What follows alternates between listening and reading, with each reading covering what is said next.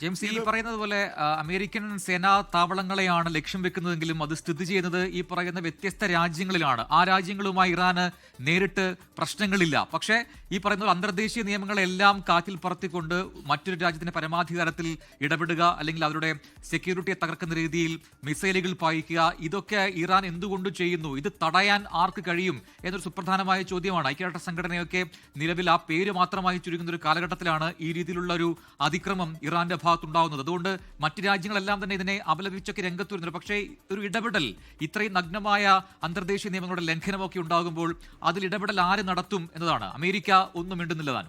അല്ലെ, ഈ സമയത്ത് ഇത് പറയുമ്പോൾ തന്നെ വലിയൊരു വാർത്ത വരുന്നത്, നമ്മളൊക്കെ പറഞ്ഞുകൊണ്ടിരുന്നതാണ്, ഇറാന്റെ നിയന്ത്രണത്തിലുള്ള ഹോർമോസ് കടലിടുക്ക് അടച്ചു എന്നതായിട്ട് ഇറാൻ പ്രഖ്യാപിച്ചിരിക്കുന്നു. എന്ന് വെച്ചാൽ ലോകത്ത് എണ്ണവില കൂടാ $70 ആണെങ്കിൽ ഇത് $100 ബാരലിന് മാറാൻ പോകുന്നു. $100 ഒരു ബാരൽ എന്ന് പറയുന്നത് 158 ലിറ്ററാണ്. ആ ലിറ്റർ എന്ന് വെച്ചാൽ നമ്മുടെ ഇവിടെയൊക്കെ നാളെ പെട്രോളിന്റെ വിലയും ഡീസലിന്റെ വിലയൊക്കെ കൂടാൻ പോവുകയാണ്. അപ്പോൾ ഹോർമൂസ് കടലിടുക്കിലൂടെയാണ് ലോകത്തിലേക്കുള്ള 20% പെട്രോളും ഡീസലും എണ്ണയൊക്കെ പോയിക്കൊണ്ടിരിക്കുന്നത്. അതാണ് അടച്ചിട്ടാൽ ഒരുപക്ഷെ എത്ര ദിവസം അത് അടച്ചിടുമെന്ന് അറിയില്ല.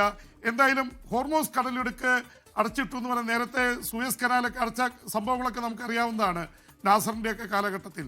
അപ്പോൾ ഹോർമൂസ് കടലിടുക്ക് അടച്ചു കഴിഞ്ഞാൽ എണ്ണയുടെ നീക്കത്തെ, അത് ഇന്ത്യ അടക്കമുള്ള രാജ്യങ്ങൾ, ഇന്ത്യ, ചൈന, അതുപോലെ തന്നെ മറ്റ് ആഫ്രിക്ക, ലാറ്റിൻ അമേരിക്കയിലേക്കൊക്കെ ഉള്ള എണ്ണയുടെ പോക്കിനെ ബാധിക്കുകയാണ്. ഗൾഫ് രാജ്യങ്ങളിൽ നിന്ന് ലോകത്തിൻ്റെ വിവിധ ഭാഗങ്ങളിലേക്ക് പോകാനുള്ള എണ്ണയുടെ നീക്കത്തെ തടയാൻ പോവുകയാണ്. ഹോർമൂസ് കടലിടുക്ക് അടച്ചു എന്ന് പറയുന്നത്, അത് പറഞ്ഞു ഞങ്ങൾ യുദ്ധത്തിലേക്ക് നീങ്ങിയാൽ അത് അടയ്ക്കുമെന്ന് പറഞ്ഞിരുന്നു. അപ്പോൾ ഒരു ഭാഗത്ത് ഹൈപ്പർസോണിക് മിസൈൽ ഉപയോഗിക്കുന്നു, അവർ ഈ തരത്തിൽ ഹോർമൂസ് കടലിടുക്ക് അടയ്ക്കുന്നു. ചൈന ഭീഷണിയുമായിട്ട് രംഗത്തിറങ്ങുന്നു. ചൈന രംഗത്തിറങ്ങുമോ ഇല്ലയോ എന്നറിയില്ല, കാരണം ഈ ഭീഷണി വെനിൻസുലയിൽ അവർ മുഴക്കിയതാണ്, അനങ്ങിയില്ല. പക്ഷെ അത് അമേരിക്കയുടെ ബാക്ക് യാർഡായിരുന്നു എന്ന് പറയാം. പക്ഷെ ഇത് ചൈനയെ സംബന്ധിച്ചിടത്തോളം ചൈനയുടെ ബാക്ക് യാർഡാണ് ഇറാൻ. ഇറാനുമായിട്ട് അത്ര അടുത്ത ബന്ധമാണുള്ളത്. റഷ്യയെ സംബന്ധിച്ചിടത്തോളം റഷ്യ ഉക്രൈനുമായി യുദ്ധത്തിലാണ്. എന്നാലും റഷ്യക്ക് ഷഹീദ് ഡ്രോണുകൾ, 10,000 ഡ്രോണുകൾ നൽകിയത് ഇറാനാണ്. ഇറാന്റെ അന്നത്തെ പ്രസിഡന്റ് ഇബ്രാഹിം റൈസിയെ, അന്നത്തെ ഹെലികോപ്റ്റർ അപകടത്തിൽ അദ്ദേഹം മരണമടഞ്ഞു, അത് അട്ടിമറിയാണെന്ന് പറയുന്നു. ഇബ്രാഹിം റൈസിയെ കാണാൻ വേണ്ടി റഷ്യൻ പ്രസിഡന്റ് പുടിൻ യുദ്ധത്തിനിടയിൽ വന്നതാണ്. ആ തരത്തിൽ ഇറാനുമായിട്ട് നല്ല ബന്ധമുണ്ട്. പക്ഷേ റഷ്യ അമേരിക്കയ്ക്കെതിരെ ഒരു പോരാട്ടത്തിന് ഇപ്പോൾ പോകുമെന്നറിയില്ല. എന്തായാലും ചൈനയുടെ കാര്യം സൂക്ഷിക്കേണ്ടതാണ്. അതിൻ്റെ ഇടയ്ക്ക് വളരെ കൗതുകമായിട്ടുള്ളൊരു കാര്യം ഉണ്ടായിരിക്കുന്നത്, പാകിസ്ഥാൻ അമേരിക്കയുമായിട്ട് നല്ല ബന്ധത്തിലാണ്. പക്ഷേ പാകിസ്ഥാൻ ഇറാനിൽ നടത്തിയ ആക്രമണത്തെ അപലപിച്ചിരിക്കുന്നു. പാകിസ്ഥാൻ വല്ലാത്ത ധർമ്മസങ്കടത്തിലാണ്. ഒരു ഭാഗത്ത് സൗദി അറേബ്യ, മറുഭാഗത്ത് ഇറാനുമായിട്ട് ഇടയ്ക്ക് അവർ വലിയ കോൺഫ്ലിക്റ്റ് ഉണ്ടായിരുന്നു.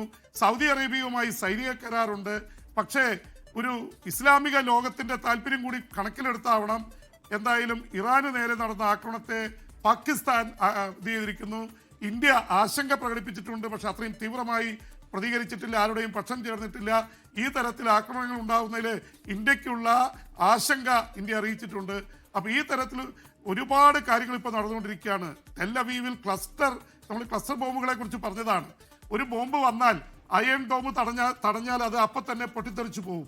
പക്ഷേ ക്ലസ്റ്റർ ബോംബിന്റെ പ്രത്യേകത, അതൊരു ഭാഗത്ത് വന്നിട്ട് ചിന്നിച്ചിതറുകയാണ്. 10, 20, 25 ദിശകളിലേക്ക് ചിന്നിച്ചിതറുന്നു. അപ്പോൾ ഒരു അയൺ ഡോമിന് ക്ലസ്റ്റർ ബോംബുകളെ തടയാനാവില്ല. അതാണ് ഇപ്പോൾ ഇറാൻ പ്രയോഗിച്ചുകൊണ്ടിരിക്കുന്നത്.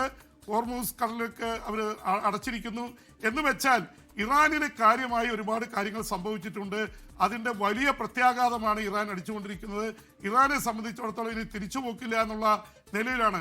അമേരിക്കയും ഇസ്രായേലിനെയും അതേ നാണയത്തിൽ തിരിച്ചു കൊടുക്കാൻ ശ്രമിക്കുന്നു. പക്ഷേ ഒരു കാര്യം വളരെ വ്യക്തമാണ്, അമേരിക്കയും ഇസ്രായേലിൻ്റെയും അത്യാധുനിക സൈനിക ശക്തിയുടെ മുമ്പിൽ ഇറാന് പിടിച്ചെടുക്കുക എളുപ്പമല്ല. ഇവരൊക്കെ എയർഫോഴ്സ് മിസൈലുകളും വ്യോമസേനയും വെച്ചുകൊണ്ടുള്ള അടിയാണ് നടന്നുകൊണ്ടിരിക്കുന്നത്. കരയുദ്ധത്തിലേക്ക് പോകാൻ അത്ര എളുപ്പമല്ല. കാരണം 6,60,000-ലേറെ കരസേനയുണ്ട് ഇറാന്. അമേരിക്കയുടെ സൈന്യം 40,000 അവിടെയുള്ളത്. ഇസ്രായേലിനും അതിനേക്കാൾ വളരെ കുറവ് സൈന്യമാണുള്ളത്. അതുകൊണ്ട് കരയുദ്ധത്തിലേക്ക് ഇറാഖിലേക്ക് ചെയ്തതുപോലെ അമേരിക്കയ്ക്ക് ഇറാനിൽ പോകാൻ അത്ര എളുപ്പമായിരിക്കില്ല. ഇറാനും ഇറാഖും ഏറ്റുമുട്ടിയപ്പോൾ ഒരു കാര്യം വ്യക്തമാണ്, എത്ര കാലമാണ് യുദ്ധം നീണ്ടു നിന്നത്. അതുകൊണ്ട് ഇറാൻ ഫൈറ്റേഴ്സാണ്, എളുപ്പമല്ല കാര്യങ്ങൾ. ലോകത്തെവിടെയായാലും ഏത് സമയത്തും 24 വാർത്തകളും ഓഗ്മെന്റഡ് റിയാലിറ്റി പാക്കേജുകളും എക്സ്പ്ലെയിനറുകളും വിശദമായി കാണാൻ ഞങ്ങളുടെ യൂട്യൂബ് ചാനൽ നിങ്ങൾക്ക് സബ്സ്ക്രൈബ് ചെയ്യാം.